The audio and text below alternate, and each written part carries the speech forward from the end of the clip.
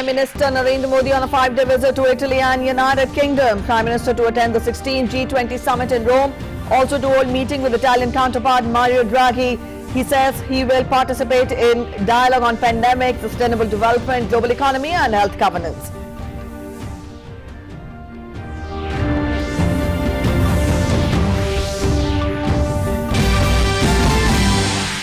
Prime Minister to also attend the World Leaders Summit of COP26 in Glasgow. COP26 will explore the possibilities for further accelerating clean growth. India to push for timely implementation of the Paris Agreement guidelines to limit the global temperature rise.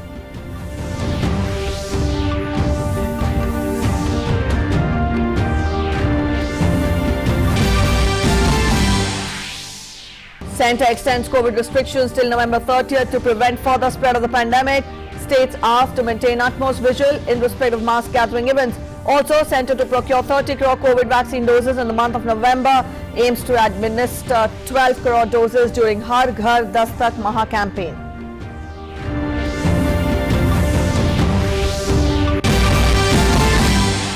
Army Chief General M.M. Narvane reviews the passing out parade at National Defence Academy in Pune. Also hands over awards to meritorious passing out cadets. This is the 4th passing out parade carried out amidst COVID norms.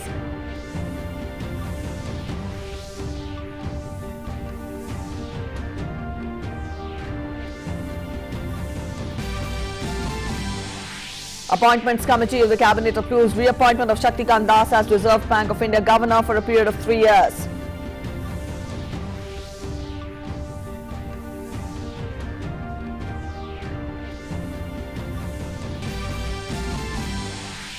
Finance Ministry releases rupees 44,000 crore to the states, union territories with legislature to compensate for GST. This release is in addition to normal GST compensation being released every 2 months out of the actual cess collection.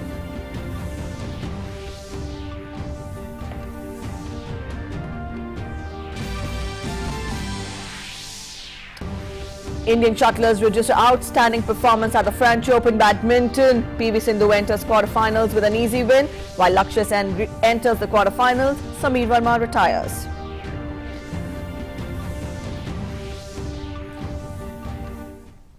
Good morning, you're watching DD India and I'm Preeti presenting this edition of the news. Our top story first. Prime Minister Narendra Modi left for a 5-day visit to Italy and United Kingdom. Prime Minister will be visiting Rome and also the Vatican City and Italy at the invitation of Prime Minister of Italy, Mario Draghi, following which he will travel to Glasgow, United Kingdom from 1st and 2nd November at the invitation of UK Prime Minister Boris Johnson. Prime Minister will attend the G20 summit in Italy.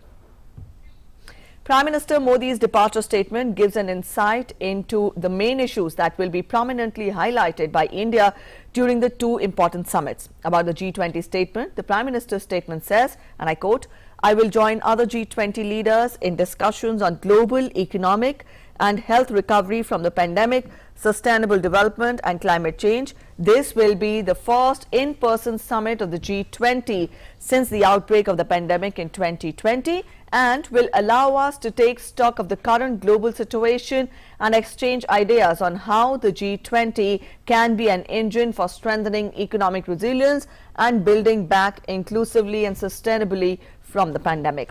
During my visit to Italy, I will also visit the Vatican City to call on His Holiness Pope Francis and meet the Secretary of State, His Eminence Cardinal Pietro Parolin. On the sidelines of the G20 summit, I will also meet with leaders of other partner countries and review the progress in India's bilateral relations with them. Also at the 26th Conference of Parties, that is COP26, to the United Nations Framework Convention on Climate Change, Prime Minister will be participating in the high-level segment of COP26 titled World Leaders Summit on 1st and 2nd of November, along with 120 heads of states and governments from around the world. The statement says, and I quote, "In line with our tradition of living in harmony with nature and culture of deep respect for the planet, we are taking ambitious action on expanding clean and renewable energy, energy efficiency, afforestation and biodiversity. Today, India is creating new records in collective effort for climate adaptation, mitigation and resilience and forging multilateral alliances.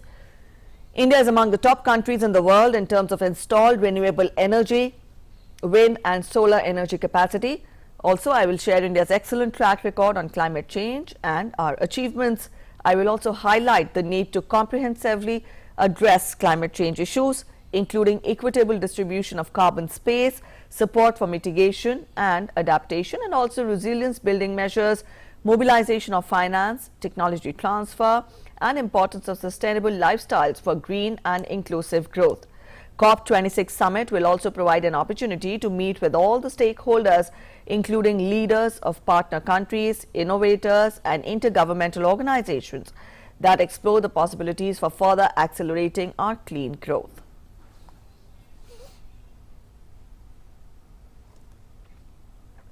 Ahead of Prime Minister Modi's engagements in Rome, Indian Ambassador to Italy, Dr. Neena Malhotra, talked about key areas of bilateral cooperation between the two countries. Talking exclusively to DD India, Dr. Neena said that Prime Minister's visit will further provide impetus to India-Italy ties in the areas of culture, politics and energy.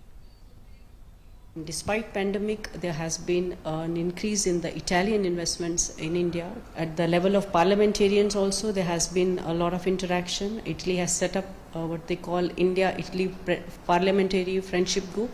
On the cultural front, we are celebrating the festival of India in Italy and Italy in India simultaneously. This year we had the first International Yoga Day celebration in the Ministry of Foreign Affairs building in Italy. On the multilateral front, Italy has joined International Solar Alliance, India's initiative. And energy, I would say, is one of the most crucial area of our cooperation. And this is an area where I see a further scope for enhancement of our relationship. So I feel PM Modi's visit provides a tremendous opportunity to take forward the momentum that has gathered in the last few years, both bilaterally and in the context of our shared global responsibilities. And up next, we take a look at the detailed report at what all is lined up for Prime Minister Narendra Modi in the first leg of its visit to Italy, where he will take part in the G20 summit. That is the most powerful grouping in the world, covering 80% of global GDP and also 60% of the world's population. India is a founding member of the G20 organization and has always raised the issues pertaining to the developing countries. Prime Minister is likely to highlight issues ranging from global health governance, issue of tax evasion to also climate change. We get to more in this report. As leaders of the 20 biggest economies of the world gather here in Rome over the weekend for the 16th G20 summit, they will be primarily focusing on achieving global health and economic recovery, sustainable development and climate change. Prime Minister Narendra Modi, during his interventions at the G20 sessions, will stress upon setting realistic and achievable targets and countries then honoring their commitments. He could also appeal to the developed world to reduce their divergences with the developing world and look at climate financing and put in a model for achieving transfer of technology and climate financing, especially to the developing and the least developed countries. In the first leg of his visit, Prime Minister Narendra Modi will attend the G20 summit in Rome, Italy from 30 to 31st of October at the invitation of the Italian Prime Minister Mario Draghi. The summit will be attended by leaders of G20 countries, the European Union and other invited countries and representatives of international organizations. This time, the focus is going to be on economic recovery after the corona pandemic. Italy's theme for its presidency is People, Planet, Prosperity. It actually comes from the 2030 UN Agenda for Sustainable Development. There are 5 Ps here, but Italy has chosen to retain the 3 Ps as being the theme for the G20 summit. And the focus of Italy is on recovery from the pandemic and strengthening global health governance, economic recovery and resilience, climate change and energy transition, and sustainable development and food security. This will be the 8th G20 summit meeting of Prime Minister Modi as Prime Minister. Before that, Prime Minister Modi has represented India in this conference 7 times. India is a founding member of the G20 organization and has always raised the issues pertaining to the developing countries. Foreign Secretary Harshvardhan Shringla added that India has been a party to reforms in global institutions from global governance. Referring to the efforts made by India at the time of Corona, the Foreign Secretary said that India will put issues like global health governance on the G20 platform. The thrust of the upcoming summit will be on economic and health recovery, climate change and sustainable development. We are now close to the second year of our dealing with the pandemic. Obviously, the devastation it has caused cannot be overstated. It is therefore not surprising that the Italian presidency has kept its focus on recovery and, of course, economic and health recovery both. They have already set the stage for an ambitious agenda on global health governance with a parallel focus on recovery from the ongoing crisis and preparing for the future health crises that may emerge. The Foreign Secretary said there will be inclusive talks on many pertinent issues including tax evasion and climate change. India will also call for consensus among the countries on the basis of approval of the authenticity of the vaccine so that people do not face inconvenience in international travel. There is unanimity in the G20 on building back from the pandemic by focusing on job creation, skill development, and I think this is an important part of the overall discussions and the agenda that will be there. Women's empowerment, increased participation in women's workforce, also for international travel. I think that is an important point. Resumption of international travel through mutual recognition of national vaccine documents. This has been our proposal, and there is strong support within emerging market economies in the group in this regard. Prime Minister Modi will also hold bilateral meetings with the heads of many countries during his visit to Italy and Glasgow. The G20 organization represents 80% of the world's global GDP, 75% of global trade and 60% of the world's population. This year's theme, People, Planet and Prosperity, primarily means health recovery as far as people goes, prosperity, economic recovery and planet, climate change. Amritpal Singh, DD India, Italy. And after fighting back the severity of the COVID pandemic, Italy is hosting the in-person G20 summit this week.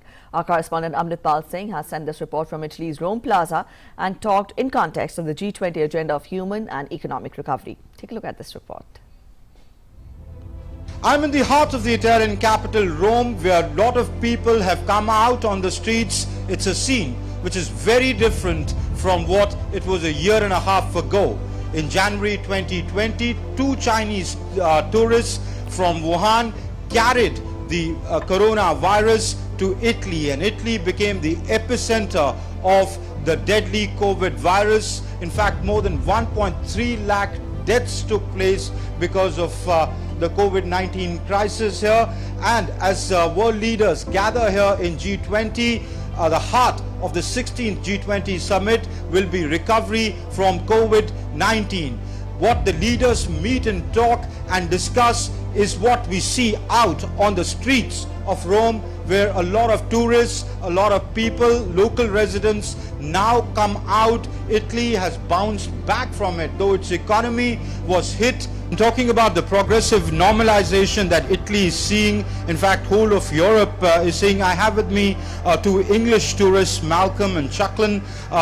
Malcolm, how do you see the situation now when it comes to COVID? And both of you decided to come from the United Kingdom to Italy here in Rome for tourism. I think the world is learning to get back to normal.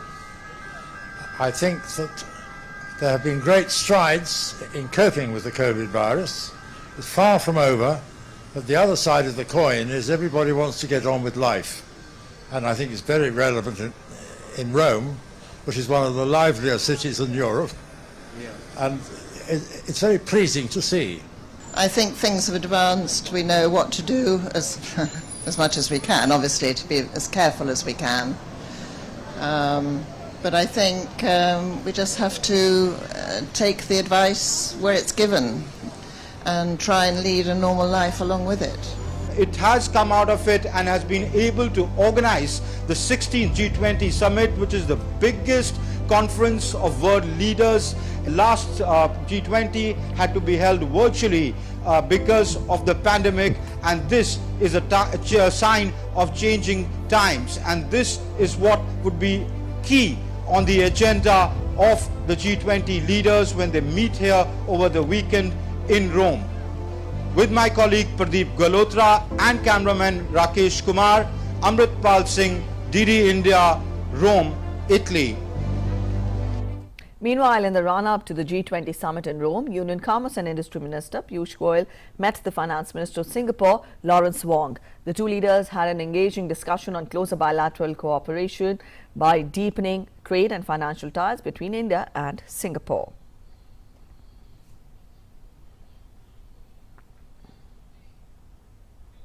Earlier, the minister held a bilateral meeting with European Union Sherpa Jean Serbiat ahead of the G20 summit. Both the sides discussed joint role of India and European Union in enabling global economic and health recovery amidst the pandemic, with key focus on trade and sustainable development. Prime Minister's second stop will be Glasgow in the United Kingdom to attend the COP26 summit. World leaders will gather to take stock of collective climate action to check global warming. UN few days back suggested that the world needs to do much more to avert an impending climate catastrophe in the coming decades. As Prime Minister presents the ambitious climate targets and environment-friendly initiatives by India, he is likely to present the key challenges faced by developing countries also in mitigating climate change. We get to more in this report. Prime Minister Narendra Modi will visit UK to participate in the World Leaders Summit of COP26 in Glasgow.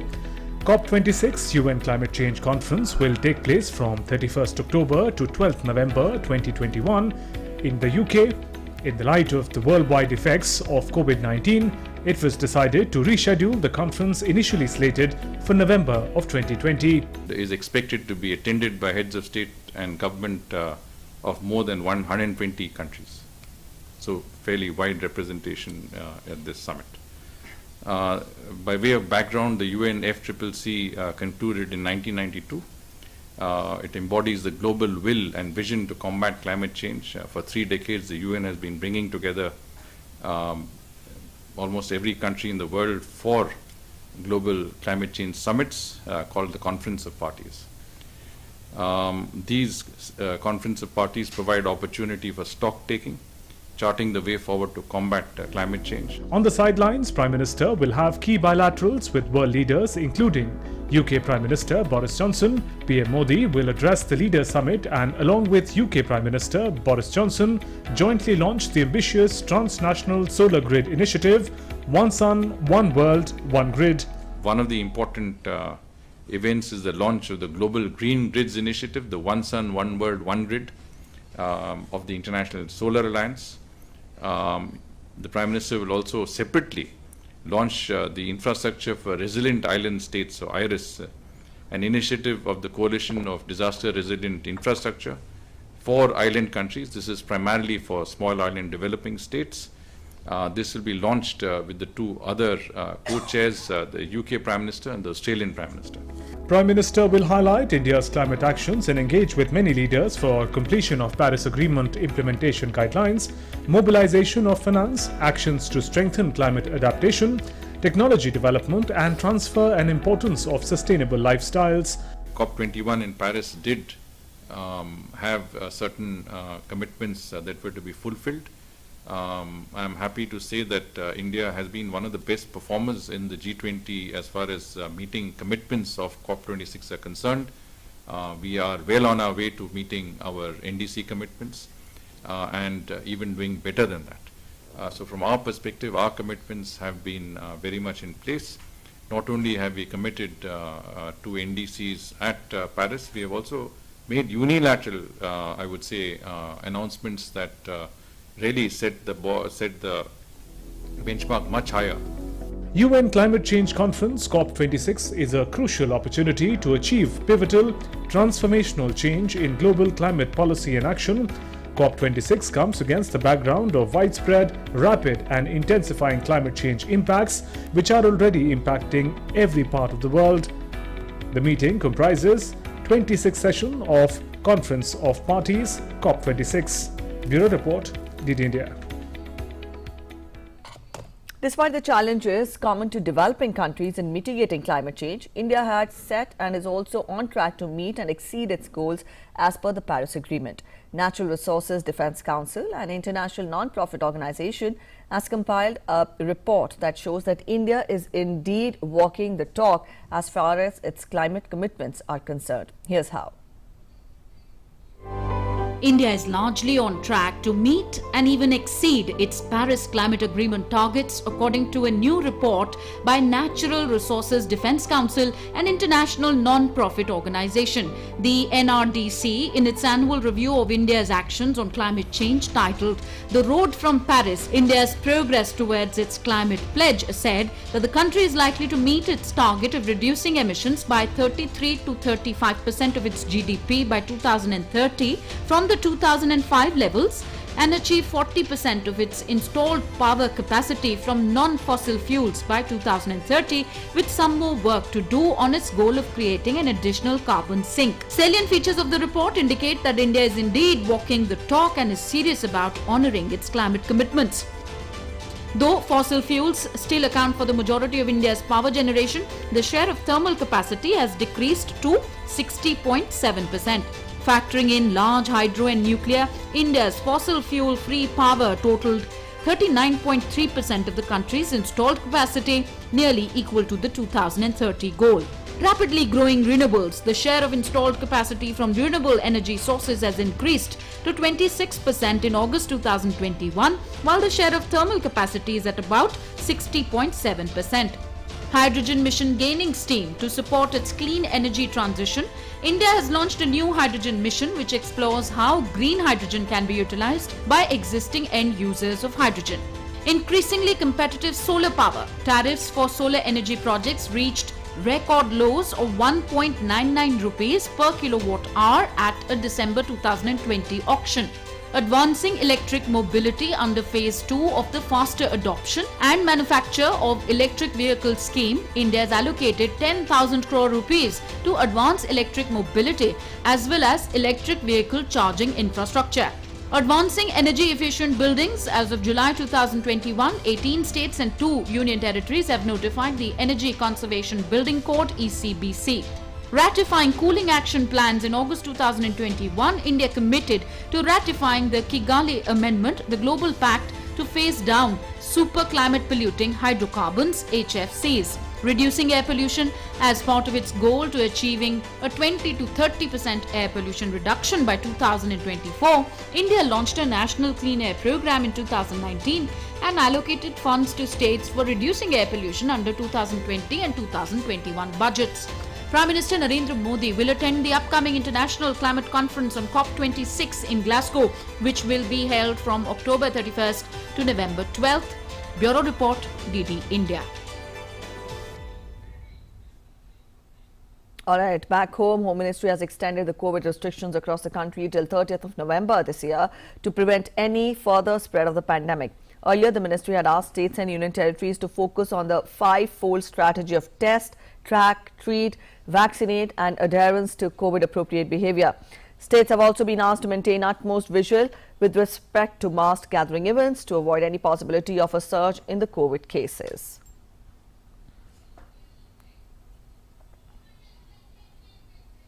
And these are the visuals we're getting for you from Italy, where Prime Minister has arrived to participate in the G20 summit.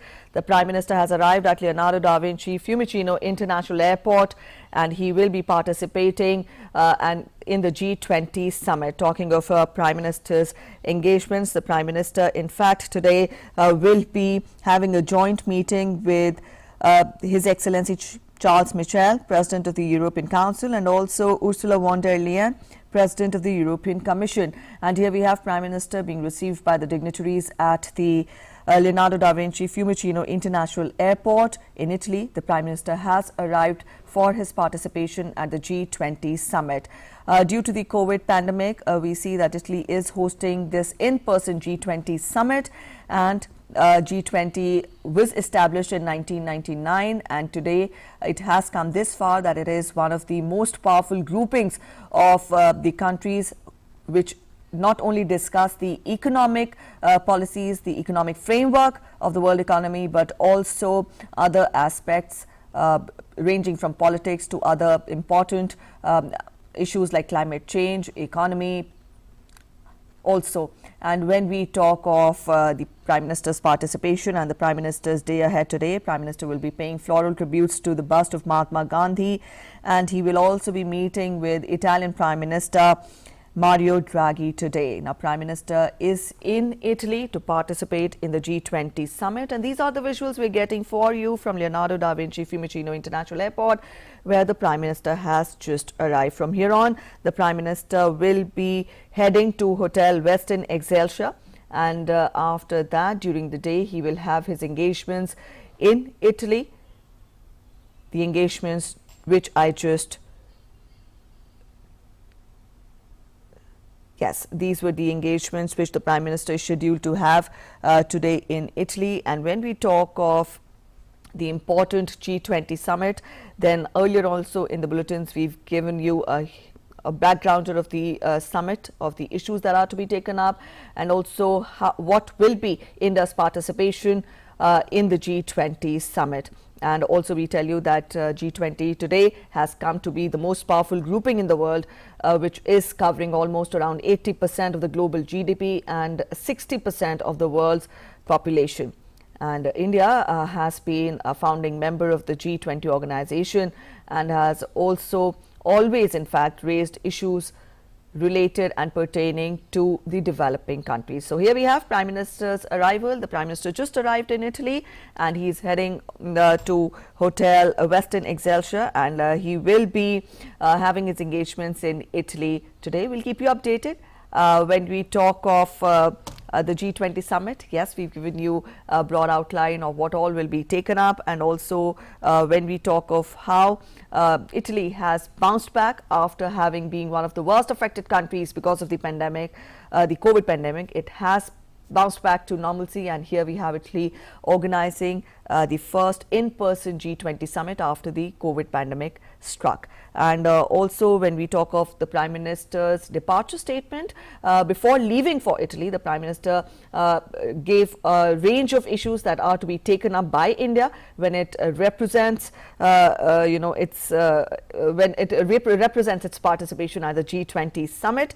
And also when we talk of this summit, then the Prime Minister in fact talked of his other engagements also. As we told you, he will be visiting the Vatican City, he will be visiting Italy, and he will also be meeting the Secretary of State Cardinal Pietro Parolin. And that was a gist of Prime Minister's engagements in Italy. We'll keep you updated. The engagements begin today afternoon IST, and we'll keep you updated with everything, the action in Italy. As of now, that's it. Thanks for watching. Bye-bye.